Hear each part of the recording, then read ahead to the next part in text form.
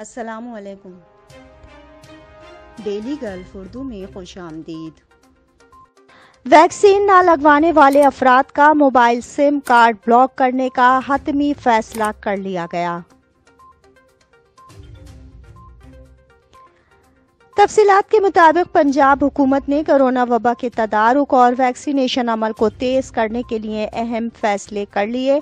Vaccine نہ لگوانے والوں کا موبائل سم کارڈ بلاک کر دیا جائے گا۔ اس سلسلے میں وزیر صحت یاسمین راشد کی زیر صدارت کورونا صورتحال کا جائزہ اجلاس ہوا، جس میں صوبے میں کورونا وبا کے پھیلاؤ کو روکنے اور ویکسینیشن سینٹرز کی تعداد بڑھانے کی تجاویز کا جائزہ لیا گیا۔ اجلاس میں فیصلہ کیا گیا 20% آبادی کی ویکسینیشن والے اضلاع دوبارہ کھول دیے جائیں گے۔ محکمہ primary and secondary health care اس سلسلے میں نوٹیفیکیشن جاری کرے گا۔ 12 جون سے پنجاب میں 18 سال کی عمر سے زائد افراد کی واک ان ویکسینیشن کا بھی فیصلہ کیا گیا۔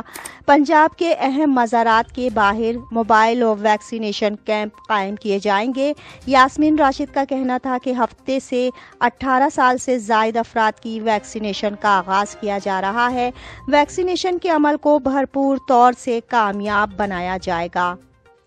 اب تک کے لیے اتنا ہی۔ اگلے بلیٹن تک کے لیے خدا حافظ۔